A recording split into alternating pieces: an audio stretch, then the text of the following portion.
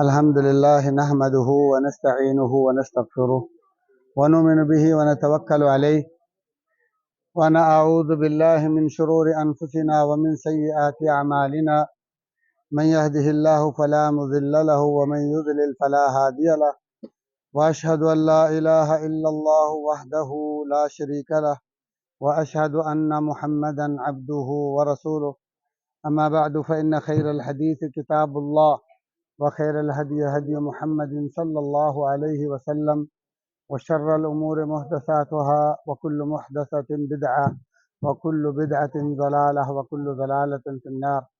أما بعد فأعوذ بالله السميع العليم من الشيطان الرجيم. بسم الله الرحمن الرحيم.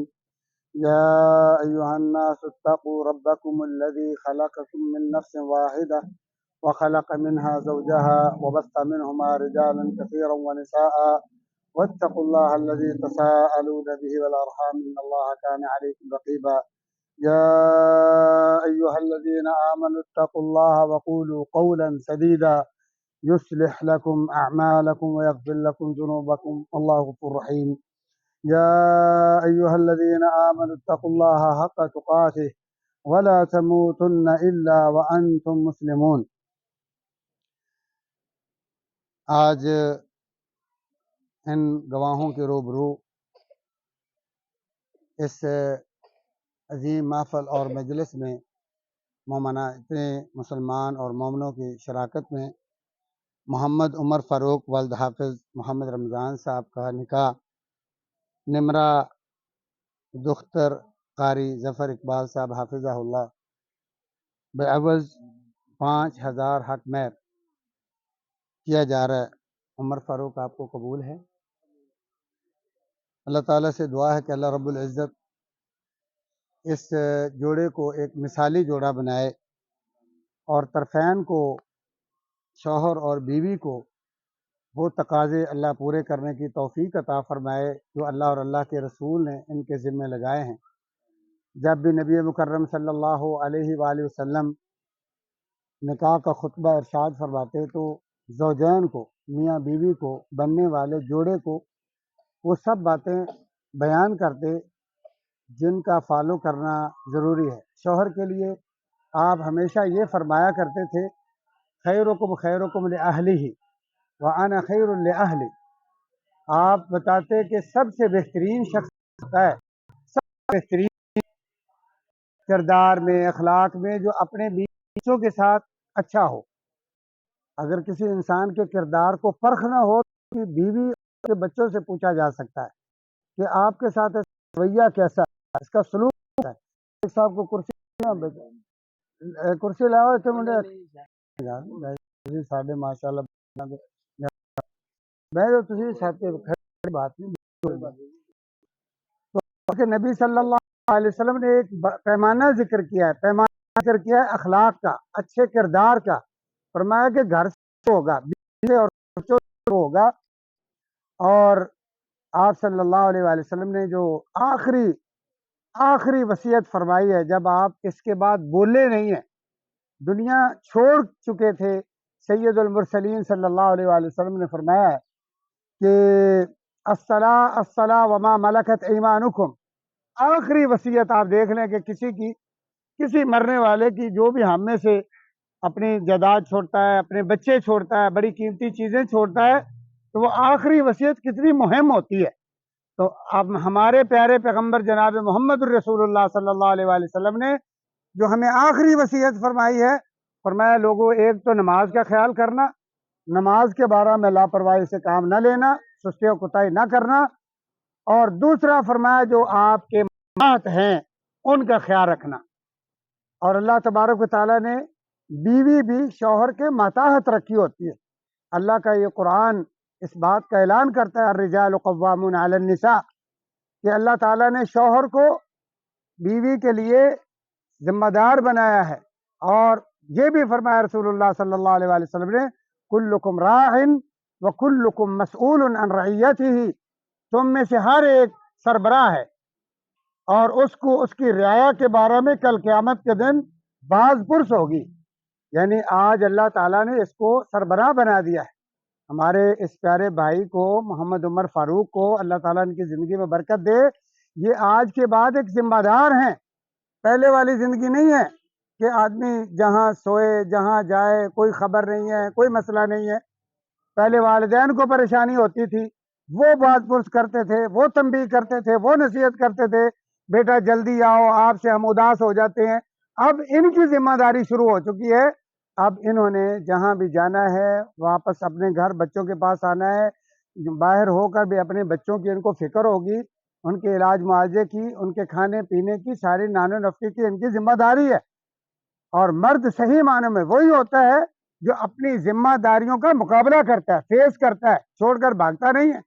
اور اپنی کمزوریوں کو اپنے بیوی بچوں پر پھینکنا اور ان سے انتقام لینا, ان سے غصے ہونا, یہ اچھے شوہر کی نشانی نہیں ہے. نبی مکرم صلی اللہ علیہ وآلہ وسلم کی لگ بھگ 13 بیویاں تھیں, 13 بیویاں. اور آپ کے اوپر, آپ کے کندھوں پر پوری امت کی, عالم کی, جہانوں کی ذمہ داری ہے. آپ ہماری طرف فارغ نہیں ہیں کہ دکان چلائیں, کاروبار کریں, دہاڑی کریں, اور یہ تھوڑا سا ہمارا سرکل ہے. جناب محمد الرسول اللہ صلی اللہ علیہ وآلہ وسلم کے آپ پوری دنیا کے ذمہ دار ہیں, تبلیغ کے, دعوت کے, جہاد کے, اور بہت سارے. اور ساتھ ساتھ ڈیلی روزانہ اپنی بیویوں کے پاس روزانہ جو ہے وہ عصر کے بعد چکر لگاتے اور ان سے حال دریافت کرتے اور ان کی ضرورت کے بارے میں پوچھتے کہ آج کیا چاہیے, کوئی پریشانی یا کوئی مسئلہ ہو آپ کے پاس آیا ہوں. خوش طبی بھی کرتے. شوہر کو ہمیشہ ایسا نہیں رہنا چاہیے کہ وہ اپنے گھر کے اندر تھانے دار بن کے رہے. ہم میں سب سے زیادہ سنجیدہ ہستی, سب سے سیریس ہستی اگر کوئی کائنات میں ہے تو وہ جناب محمد الرسول اللہ صلی اللہ علیہ وآلہ وسلم ہے. آپ اپنی بیوی کو پیار اور محبت سے یا عیشو کہہ کر بلاتے. اس بات سے یہ پتہ چلتا ہے کہ ہم بھی اپنی بیویوں کا لاڈ سے, پیار سے اپنا جو زوجین کا کوئی اچھا خوبصورت نام رکھ سکتے ہیں. اور ہمارے معاشرے میں بسا اوقات بعض لوگ اتنے جاہل ہیں, وہ کہتے ہیں یہ جتی کی مثال ہوتی ہے. نعوذ باللہ من ذالک. اتنا عظیم اور مقدس رشتہ ہے جس کے بارے میں اللہ تعالیٰ فرماتے وجعل بینکم مودۃ ورحمہ, کہ میں نے, آپ جا سکتے ہیں, جانا ہے, میں نے اس رشتے میں زوجین میں خود الفت اور محبت پیدا کی ہے. اور آپ نے فرمایا ہن لباس لکم وانتم لباس لہن, فرمایا یہ ایک دوسرے کا پردہ ہے, ایک دوسرے کا یہ جو ہے وہ عیب چھپانے والی چیز ہے. جائے کہ اگر مرد اپنی بیوی کے خدا نخواستہ کہیں عیب بیان کرتا ہے, بھلے وہ اپنے والدین کے پاس بیان کرے, اپنے بہن بھائیوں کے پاس بیان کرے, تو یہ اس نے اللہ تعالیٰ کی منشا اور مراد کے خلاف کیا ہے, شریعت کی خلاف ورزی کر رہا ہے. اس کو اپنی بیوی کی پردہ پوشی کرنی چاہیے. اسی طرح بیوی بھی اپنے شوہر کی پردہ پوشی کرے, اپنے والدین کے پاس ان کی کمزوریوں کو, ان کے نقائص کو, ان کی جو اس قسم کی چیزوں اس کو بیان نہیں کرنا چاہیے. اسی طرح اللہ کے رسول صلی اللہ علیہ وسلم کی بیوی کو بھی تنبیہ فرمایا. آپ نے فرمایا کہ سجدہ, میں محمد الرسول اللہ صلی اللہ علیہ وآلہ وسلم حالانکہ تمام نبیوں کا بھی سردار ہوں, کائنات میں اللہ کے بعد سب سے افضل میری ہستی ہے, لیکن فرمایا اگر سجدہ روا ہوتا, جائز ہوتا, تو میں ایک بیوی کو کہتا کہ وہ اپنے شوہر کو سجدہ کرے.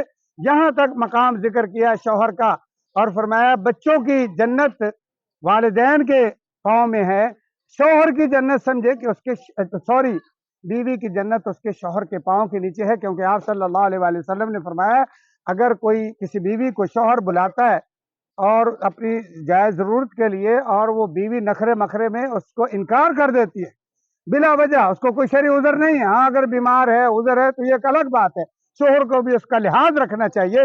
لیکن بغیر کسی شرعی عذر کے اگر بیوی ٹال مٹول کرتی ہے اور اس کی ضرورت پر اس کے پاس نہیں آتی, تو فرمایا ساری رات لعنت الملائکہ, فرشتے اس پہ لعنتیں ڈالتے ہیں. اور پھر آپ نے فرمایا کہ اگر کوئی بیوی 5 نمازیں پڑھے, رمضان کے روزے رکھے, چھوٹی چھوٹی, یہ نہیں, یہ مختصر آپ نے اس کی زندگی کی بات بیان فرمائی, اور اپنے بال اپنے شوہر کی اطاعت فرما برداری کرے, اس کو راضی کرے, تو فرمایا ایک جنت کا دروازہ نہیں, سارے جنت کے 8 کے 8 اللہ دروازے اس کے لیے کھول دے گا, کہ اسے اجازت ہوگی کہ آپ جس جنت کے دروازے سے چاہتی ہیں آپ انٹر ہو سکتے ہیں, داخل ہو سکتے ہیں. تو یہ خدمت کی بڑی عظمت بھی ہے, بڑی فضیلت بھی ہے, یہ بڑا مقدس رشتہ ہے, بڑا پیار والا رشتہ ہے. اور ہمارے بڑے, میں 1-2 باتیں کر کے, بھائیوں کو بھوک لگی ہوگی, بڑی دور سے تشریف لائے ہوئے ہیں, میں آپ کا وقت زیادہ نہیں لوں گا، لیکن میں ایک بات یاد رکھیں کہ یہاں ہمارے ہاں شریکے کی بات چل جاتی ہے۔ میں اپنے بہن بھائیوں کو کہتا ہوں کہ وحدہ لا شریک تو اللہ ہے، ہمارے تو شریک ہیں۔ ہم یہ کیسے کہتے ہیں کہ جی ہمارا شریک ہے، فلاں شریک ہے؟ سب سے پہلے رشتوں کو دیکھ کے جی میری شریک حیات ہے، یہ ان کی شریک حیات ہے۔ تو یہ شریکے کی وجہ سے ہم جو عداوت پیدا کرتے ہیں، نفرتیں ہوتی ہیں، یہ نہیں ہونی چاہیے۔